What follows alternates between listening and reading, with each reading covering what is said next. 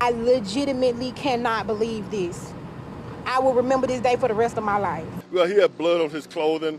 We assumed that came from the victim because she was definitely, there was a lot of bloodshed. Very hard to look at. I actually went in myself and looked at it. This is exclusive video of Ron Christopher Allen being taken into custody not long after police say he shot and killed Bess on Thursday. According to investigators, Bess was working inside the leasing office at Westwood Apartments when Allen came inside, shot her multiple times, and killed her. He was actually at my house yesterday on my couch. Sure was. And we talked, about them working the relationship out or whatever, and he left. It was nothing alarming. I didn't feel anything. But she is deceased, and she lost her life at the hands of her husband here at this location. Very sad day. My prayers and condolences go out to her family. Imagine falling in love with someone who's older than you with over 20 years, only to be shot 7 times just because of his over-controlling and obsessive trait. That fatal shooting happening here at the leasing office at Westwood Apartments. In fact, you can even see the bloodstains are still on the mat at the front entrance door of the leasing office. This was the story of MALEAH Bess, a 24-year-old woman who was career-driven and had her life ahead of her. Taken not by a stranger, but by the man who had promised to love her. We found out Bess worked as a property manager here at the complex. We also learned that her husband, Ron Christopher Allen, is being accused of shooting her 7 times after finding out she had a boyfriend. This is a husband taking his wife's life, then putting all of these other people's lives in danger, including law enforcement. Very sad day. Before we go any further, please like, comment, and subscribe. MALEAH Bess was 24 years old. A lady who grew up to love her mom so much, she attended Thornbridge High School, where she was a member of the school band. She also attended Jackson State University. After school, she got a job as a leasing manager at Westwood Apartments in Jackson, Mississippi. Come to work with me as a leasing agent. So usually first I have to find my way in through the back and get to the office, make sure I have the office door unlocked. I'm usually there at least between 10 to 15 minutes before opening to make sure that, everything's situated. Make sure the blinds are open, office is set up, make sure all the not flyers, but like brochures and everything set up on my desk. Checking out to see if any notes left from security or any residents that may have had any issues last night or wanted to leave, something in the rent box, reading my devotion. And then here I am in my planner, writing down everything that I usually need to do for today. And then I check my emails as well as prospects, make sure we have any applications or if I have any questions, work orders. I have to make sure you check that daily to make sure you're keeping up with the property. And here we got a move-in today. I'm talking with maintenance to go over if we had any work orders or any move-ins for make ready punches, anything like that. Then I also had a tour today showing one of our beautiful 1-bedroom units that we have available. It's my favorite. I also have leasing tips as an ebook if anybody was interested in more books about financial freedom, budget planning, and how to open a business. She ran an online boutique blog called MALEAH Chalice Creates. She launched her Shopify store in the year 2024, which offers planners and ebooks aimed at helping others start businesses, manage finances, and stay organized. She also ran a business where she sold digital products. By all accounts, she was the kind of person who made everyone around her feel seen. Friends described her as a positive, caring, goofy, loving, and happy person. She wasn't just bent on work, she also posted goofy videos of herself on social media.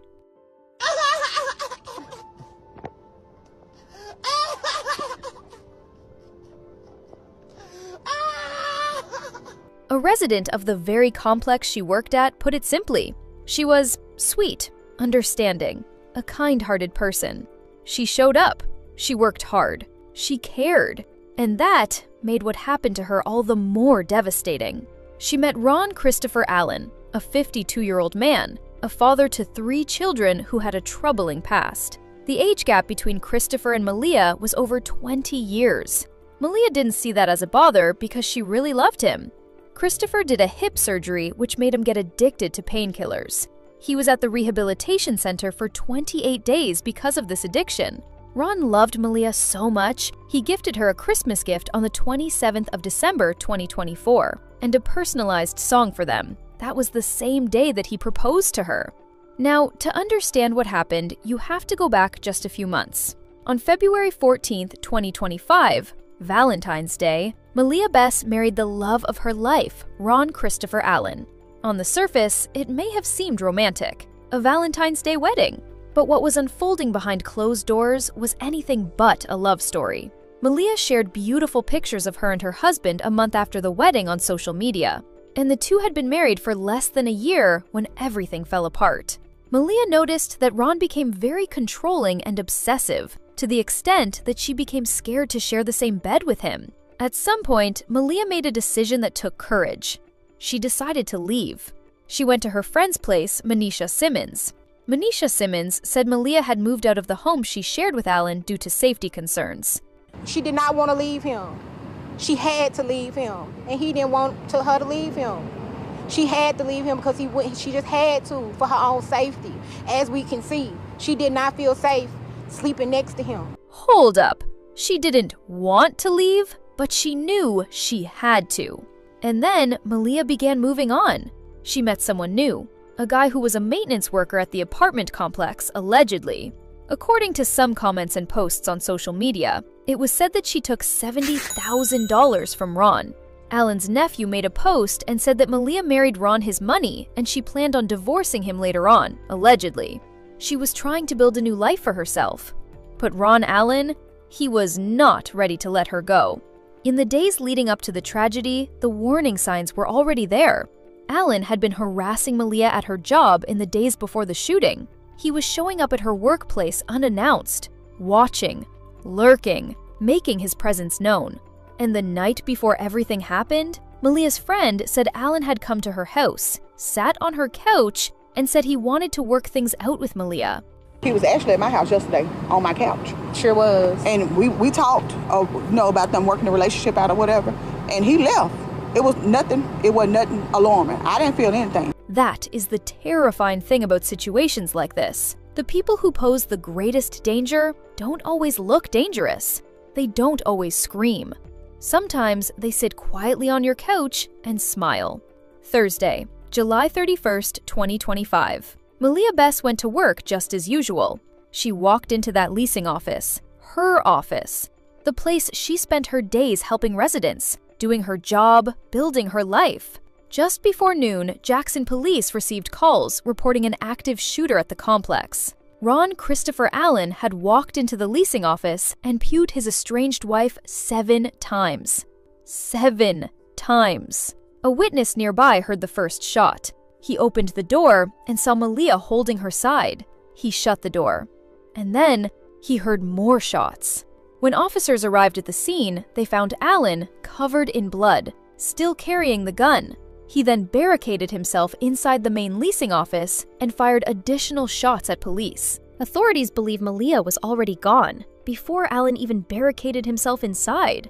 Multiple law enforcement agencies converged on the scene. The Jackson Police Department, the Hinds County Sheriff's Department, the Clinton Police Department, the Byram Police Department, and Capitol Police all responded. This is exclusive video of Allen being taken into custody not long after police say that deadly shooting happened. He had blood on his clothing. We assumed that came from the victim because she was definitely, there was a lot of bloodshed. This usually quiet complex now finding itself at the center of a crime scene.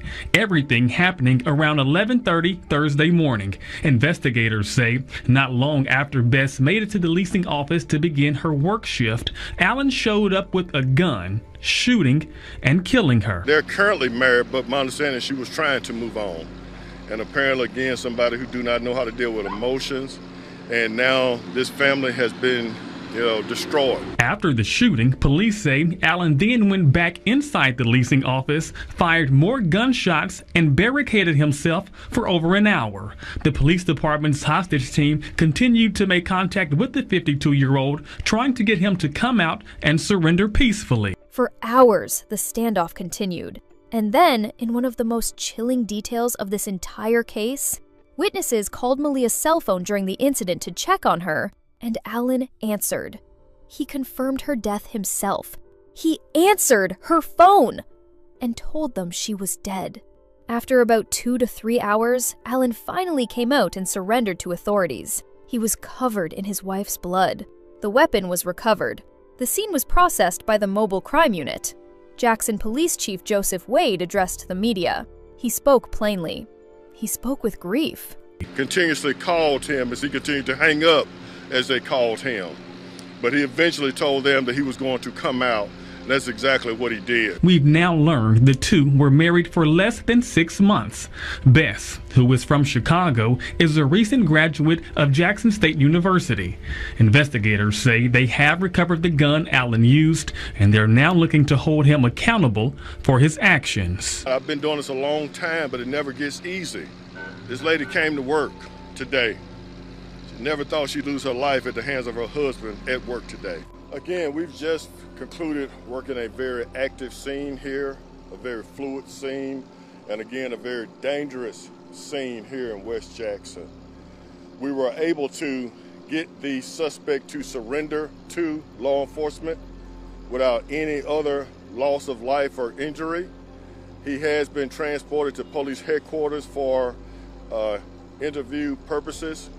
I'm very disturbed, very disheartened, because it's another situation that could have been avoided in our community. This was a domestic related situation. This was his wife, my understanding. She worked here at this location, and he came to this location and took her life. She's deceased at this time, and I really wish that we could have done more to prevent this, but we have people that don't know how to deal with emotions, who do not know how to deal with somebody wanting to move on with their life. And he decided to come here and take her life. We showed a lot of restraint and resolve in this situation. We could have barged in, and that would have caused him to possibly open fire on law enforcement, but we didn't. We utilized our hostage team, which did an amazing job at this location. I want to commend the Hinds County Sheriff's Department and their hostage team. I want to commend our JPD hostage team, who set aside that van with me and continuously made contact with him, continuously called him as he continued to hang up as they called him. But he eventually told them that he was going to come out, and that's exactly what he did. I want to thank personally Sheriff Tyree Jones, who's been out here the whole entire time with me. I want to thank personally Chief Bo Lucky, who's been out here the whole entire time as well. This shows ultimate collaboration in law enforcement. You have the chief of the Clinton Police Department out here. We have the Byron Police Department, Clinton Police Department, Capitol Police Department, Hinds County, JPD. We all work collectively to make sure that nobody else lost their life. No law enforcement, suspect, or any other citizens. It's still a very active scene. We anticipate being here for several other hours processing the scene, but she is deceased, and she lost her life at the hands of her husband here at this location. Very sad day. My prayers and condolences go out to her family. I will not be releasing her name at this time until we properly notify her family, and I will not be releasing his name until we properly notify his family as well, because the family will put 2 and 2 together and know that we have him, that we know who he killed, okay? So to make sure I got it, Chief, she was here at the complex doing her job when he just came in all of a sudden, opened fire on it and barricaded himself? Yes, and when our officers got on scene and engaged him, they told us that additional shots were fired. We don't know if those shots were fired at law enforcement or they were just fired inside the building. We do not know. But based on our initial investigation, she was already deceased upon our arrival. They engaged him. He went back into the building. Several other shots were fired. Again, it's still early in the investigation. We've had him in custody now for maybe all of 10 minutes. He has to be questioned. But again, everything worked as it should work. Mobilize, get your command post out here, evacuate the area, get your hostage team out. They negotiate, they maintain contact with him for the duration of this. Even when he didn't want to talk, they kept talking to him. We had our SWAT teams out here. We had our drones up. Everything that we needed to do to make sure we could mitigate this as safe as possible without any further loss of life. We did it. And again, I want to thank all of the law enforcement from the state level, county level, and local level that came out and assisted JPD today. And so do we believe this was his ex-wife who was trying to move on? Well, based on what I was told, they're currently married, but my understanding is she was trying to move on. And apparently, again, somebody who do not know how to deal with emotions. And now this family has been, destroyed because of this, heinous, callous act in our community. This is our 34th homicide of the year, 35th homicide of the year, compared to 71 this time last year. We've shown a drastic reduction in homicides, but again, this is domestic related. This is a husband taking his wife's life, then putting all of these other people's lives in danger, including law enforcement. Very sad day, but I'm glad that we were able to mitigate this situation without any further loss of life here today. He apparently was covered in blood. He was covered in blood? Well, he had blood on his clothing.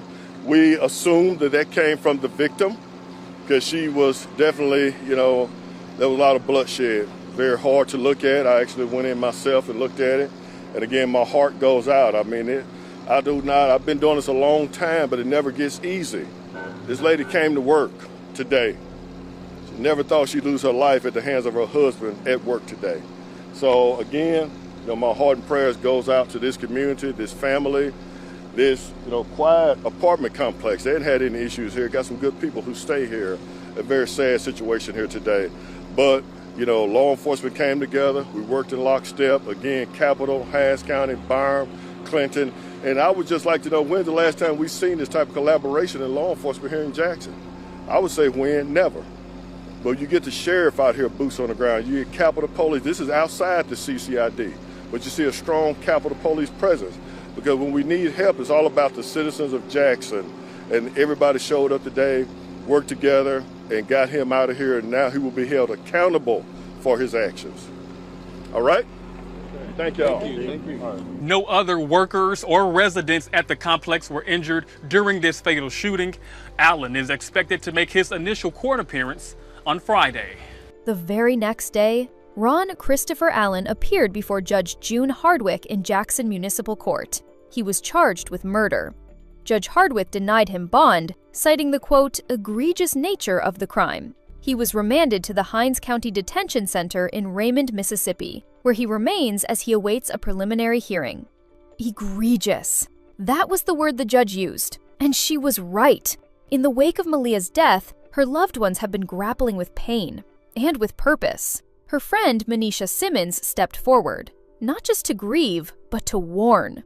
Even if you're not afraid, even if by every single shadow of a doubt in your mind, you think that person would never do that to you, if they threaten you one time, take it seriously. One time. That is all it takes. MALEAH Bess was 24 years old. She had recognized the danger. She had left. She had moved on. She had done everything right. And yet, she still wasn't safe.